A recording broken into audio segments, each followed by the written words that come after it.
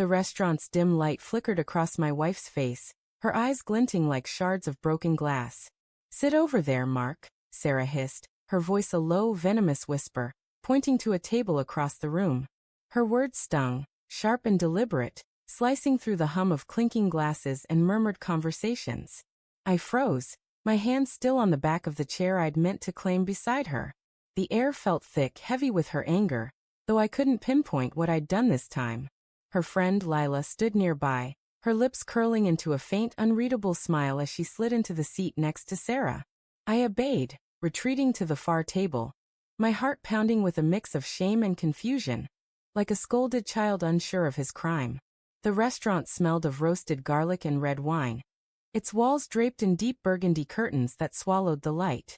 I sat alone, the polished wood of the table cold under my fingertips, watching Sarah and Lila across the room. They leaned close, their heads tilted together, whispering. Sarah's laugh, sharp and brittle, cut through the ambient noise, but it wasn't the laugh I knew. The one that used to warm our late-night talks. This one felt like a performance, staged for someone else's benefit. Lila's hand grazed Sarah's wrist, lingering a beat too long, and my stomach twisted. Was it jealousy? Paranoia? I tried to shake it off, sipping my wine, its bitterness mirroring the unease creeping into my chest. We'd been married 7 years, Sarah and I. 7 years of shared mornings, quiet fights, and promises to do better. Lately, though, her temper flared over nothing. My shoes left by the door, a missed call, or the way I looked at her too long. She'd started pulling away, her phone always face down, her evenings filled with girls' nights that stretched past midnight. I'd rationalized it all, stress from her job, the strain of our routine. But sitting there, watching Lila's fingers brush Sarah's again, I felt the first crack in that fragile explanation. My mind raced, replaying moments I'd dismissed. Sarah's late-night texts, her sudden need for space. The way Lila's name came up too often, always with a casual shrug. "You okay over there, Mark?"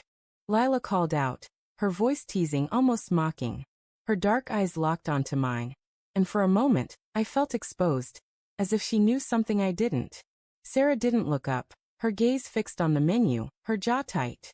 I forced a smile, nodding, but my throat felt dry, the wine doing nothing to ease it.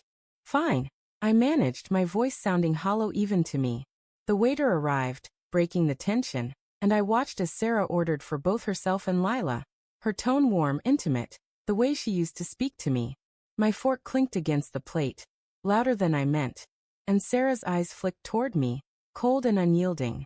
Dinner dragged on, each moment stretching like a taut wire. Lila's laughter grew louder, her gestures more animated, her hand now resting on Sarah's arm as if it belonged there. I tried to focus on my food, the seared steak tasteless, the candlelight casting shadows that danced like ghosts across the table. My thoughts spiraled, memories of Sarah's warmth, her head on my chest during late-night movies, now clashing with this stranger across the room. Had I missed something? Had I pushed her away? Or was this something else, something deliberate, a betrayal woven into the fabric of our life? I excused myself to the restroom, needing air, needing distance. The hallway was narrow, lined with framed photos of smiling couples, their happiness a cruel contrast to the knot in my chest. I splashed water on my face, staring into the mirror. My reflection looked older, lines etched deeper around my eyes, as if the weight of doubt had aged me in hours. I told myself to calm down, to stop imagining things. Lila was her friend, nothing more. But as I returned, I saw them again, Sarah's hand on Lila's knee, their faces close, their whispers too soft for me to hear. My heart thudded, a dull, insistent drumbeat of dread. Back at my table, I couldn't eat. The room felt smaller, the air heavier, the chatter around me fading into a low buzz. I watched Sarah's face, searching for the woman I loved, the one who'd promised forever. But all I saw was a mask, her smile too bright, her eyes avoiding mine. Lila, though, met my gaze, her expression a mix of pity and something darker, something triumphant. My phone buzzed and I glanced at it, expecting a work email, anything to distract me. Instead, it was a notification from our shared cloud account, a photo uploaded minutes ago. My hands trembled as I opened it. Sarah and Lila, their faces pressed close, lips almost touching, taken in the restaurant's soft light. My breath caught, the world tilting beneath me. "Mark, you're staring," Sarah said suddenly, her voice sharp, pulling me back.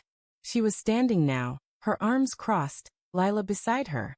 "What's wrong with you tonight?"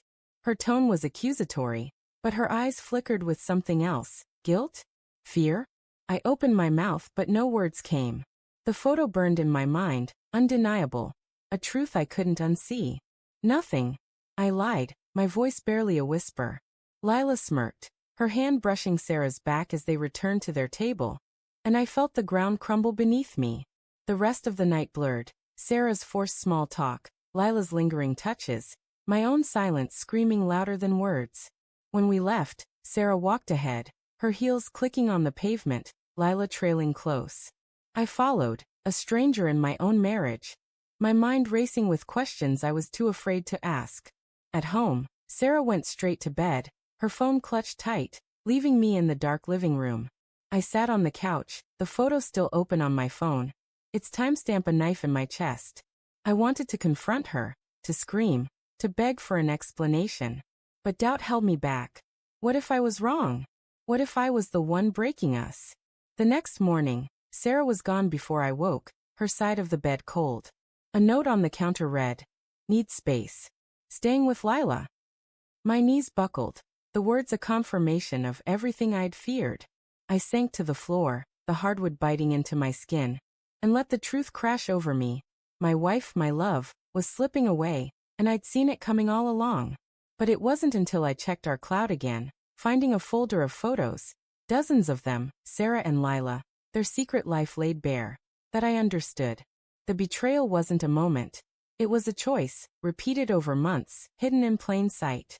And as I stared at those images, my heart shattered, not with anger, but with the unbearable weight of loving someone who'd already let me go.